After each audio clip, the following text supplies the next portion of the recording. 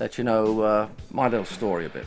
I was born, my family's from London, and up until the age of about 11, we lived there, and then my father's job moved him. There is a certain type of man in rock and roll that almost nobody talks about, not because he is not important, not because he is not brilliant, but because he is so solid, so reliable, so completely without ego, that the spotlight has never naturally found him. Cliff Williams is that man.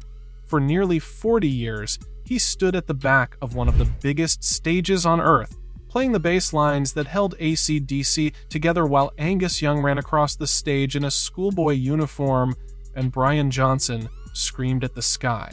Nobody was looking at Cliff Williams. Nobody ever wrote magazine covers about Cliff Williams.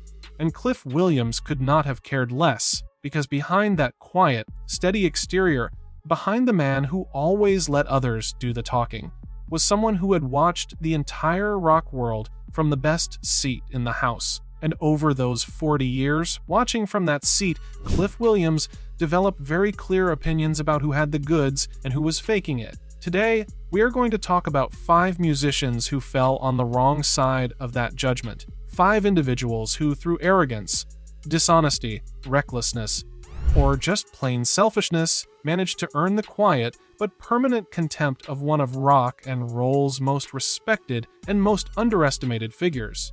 Let us get into it. Starting at number 5, John McLaughlin. Now this first one might surprise you because it is not rooted in some backstage confrontation or public feud. It is something more personal than that. Cliff Williams has always been a man who knows exactly what he is and what he is not. He is a groove player. He is a feel player. He is a man who understands that his job is to lock in with the drummer, hold the bottom, and make the whole machine move forward with maximum power and minimum fuss. He has said this philosophy directly in his own words. He said that in AC/DC, the songs are guitar-driven, so he does not need to be noodling around underneath. He just needs to drive it. That is a philosophy built on complete self-awareness. And it is why jazz, specifically the kind of jazz represented by John McLaughlin, made Cliff Williams deeply uncomfortable. Cliff told this story himself. He said he and his wife went to see John McLaughlin playing at a club, and within a short time, he said it made him feel uncomfortable, twitchy, too busy. Too many notes going in too many directions with no groove, no feel in the way Cliff understood feel, just technical acrobatics for their own sake. His wife hated it too. They left. Now that might sound like a mild anecdote, but for a man of Cliff Williams' sensibility, it reveals something very deep. He believed that music has a fundamental purpose. It is supposed to move people. It is supposed to create a physical, gut-level response in the audience, not impress them from a distance the way a circus performer impresses from a distance. McLaughlin represents a type of musician that Cliff never had any time for. The musician who puts technique above everything else. The musician who mistakes complexity for quality. The musician who leaves the audience feeling twitchy and disconnected rather than connected and alive. For Cliff Williams, that was not music. That was something else entirely. If you are finding this interesting, hit that subscribe button right now. We cover untold stories from rock history every single week, and you do not want to miss what is coming up next in this video. Starting at number 4, Phil Rudd. Now before the AC/DC fans start sending emails, let me be very clear about something. Cliff Williams loved Phil Rudd as a drummer. He has said publicly and repeatedly that there is only one Phil Rudd, that the 2 replacement drummers who came in during the 1980s, Simon Wright and Chris Slade, both good musicians in their own right, could never replace the specific thing that Phil Rudd brought to AC/DC. Cliff said that Phil has a sixth sense, a natural feeling, a groove that nobody else has been able to recreate. So this is not about Phil Rudd the drummer. This is about Phil Rudd the man, and specifically about what Phil Rudd the man did in 2014 and 2015, and what it cost the band that Cliff Williams had dedicated his entire professional life to. In November 2014, Phil Rudd was arrested in New Zealand and charged with attempting to procure the murder of 2 people, as well as possession of methamphetamine and cannabis. Some of those charges were eventually dropped. He was sentenced to 8 months of home detention. For Cliff Williams, watching this happen was devastating, not just because Phil was his bandmate of nearly 4 decades, but because of what it meant for AC/DC.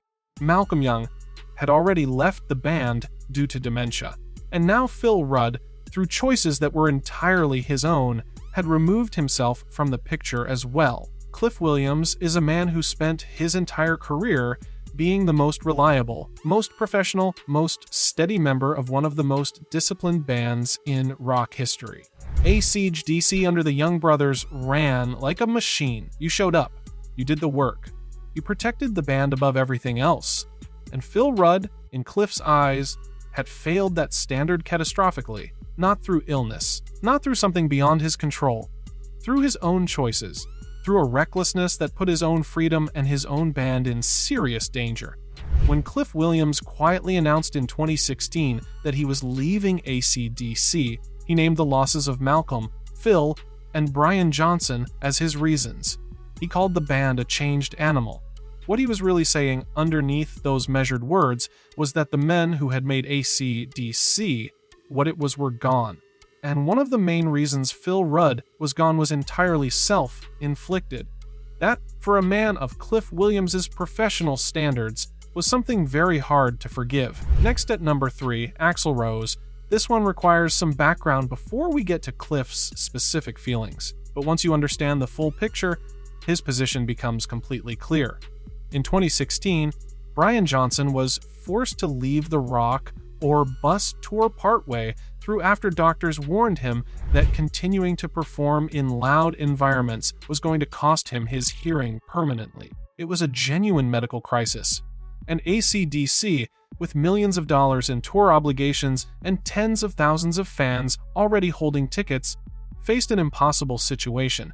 Angus Young made the decision to bring in Axl Rose as a replacement frontman. Now, Axl Rose is a complicated figure in rock history. There is nobody who denies his talent as a vocalist. When he was at his best, he was genuinely extraordinary, but Axl Rose also has a reputation that stretches back decades for being one of the most difficult, most unpredictable, most self-centered individuals in the history of rock music, starting shows 3 hours late, walking off stage mid-performance, burning bridges with nearly every significant person he has ever worked with. A career defined as much by chaos and ego as by genuine brilliance. Cliff Williams had spent 40 years in a band where nobody was late, nobody caused scenes, nobody put their personal ego above the collective machine.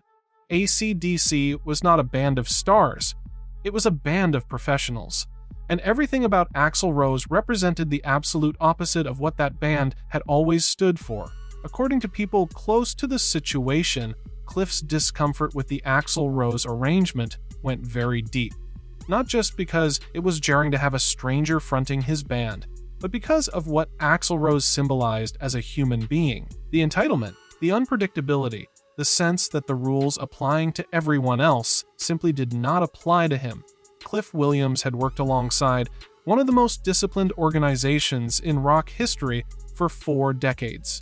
Malcolm Young had run AC/DC like a military operation built on total mutual respect and total professional accountability. And now here was Axl Rose, a man who had spent his career doing exactly the opposite. Cliff Williams announced his retirement from AC/DC before that tour had even finished. He did not need to say another word beyond that. Next at number 2, Kurt Cobain. Now this one operates on 2 levels, and most people only know one of them. The surface level is simple. In 1992, when Malcolm Young was asked in an interview about newer bands his daughter was listening to, he mentioned Nirvana. The interviewer pressed him for his opinion on Kurt Cobain specifically. Malcolm's response was brief and brutal. He said, "Nah." He called Cobain a blonde feller, a bit of a poser. That was the end of the discussion. But Cliff Williams's feelings about Kurt Cobain go considerably deeper than even that, and they are rooted in something more philosophical than just musical taste. Cliff Williams believes in something very simple. Music is for people, not for critics, not for magazine think pieces, not for ideological positioning.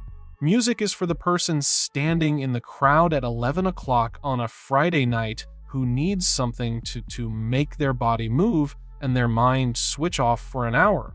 AC/DC built their entire career on that philosophy. Simple, powerful, groove-based rock and roll that worked for absolutely everyone. The factory worker, the student, the person who had never analyzed a piece of music in their entire life. You did not need to understand AC/DC. You just needed to feel it. Kurt Cobain, particularly in the years when Nirvana were at their most culturally influential, was publicly contemptuous of exactly the kind of music AC/DC represented. He had ideological reasons for this contempt centered around discomfort with certain lyrical themes. His manager Danny Goldberg later confirmed that Cobain was genuinely torn because he actually loved the music of bands like AC/DC privately. Back in Black was the very first song Cobain ever learned to play on guitar. That is the central irony of this whole story. Cobain publicly attacked AC/DC while privately learning their songs in his bedroom. He positioned himself as someone above that kind of music while secretly admiring what they had built more than he ever admitted publicly. For Cliff Williams, that kind of contradiction is the worst thing a musician can be. Not untalented, not technically limited, but fundamentally dishonest. Cobain said one thing in public and felt another thing in private, and used his enormous cultural platform to tear down musicians who had always been more honest about who they were than he ever managed to be. AC/DC never claimed to be anything other than what they were. They were a rock and roll band. They played rock and roll. They loved rock and roll. They never apologized for it and never pretended to be something more sophisticated. Cobain spent years apologizing for the very things he loved most. And Cliff Williams had absolutely no patience for that kind of dishonesty. Subscribe right now if you want to keep getting stories like this one.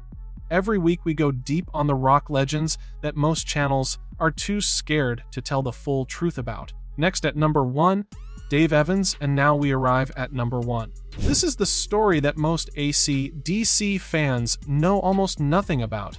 The story of the man who was there at the very beginning. The man who left before everything became legendary. And the things he said afterward that made Cliff Williams's quiet, professional contempt burn the hottest it has ever burned.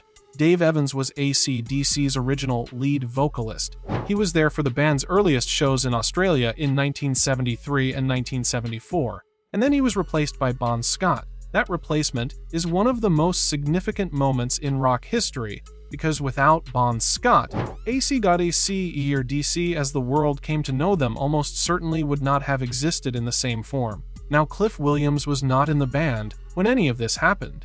He joined in 1977, 3 years after Evans had been shown the door, but his knowledge of Evans comes from his bandmates and from what Evans himself said publicly in the years that followed. And what Evans said publicly for decade after leaving was the problem.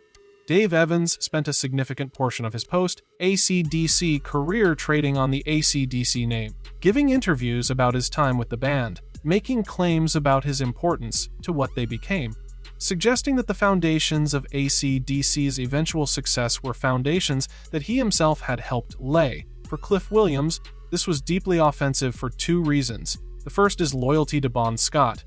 Cliff Williams arrived in AC/DC 3 years after Bon. He spent 3 years playing alongside Bon Scott before Bon died in February 1980.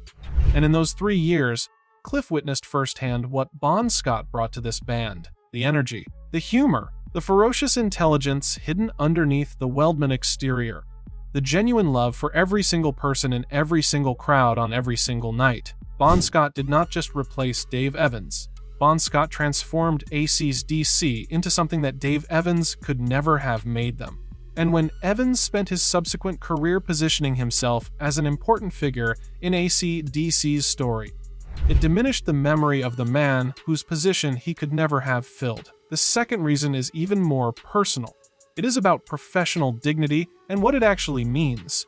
Cliff Williams made a career out of doing his job completely and keeping his mouth shut entirely.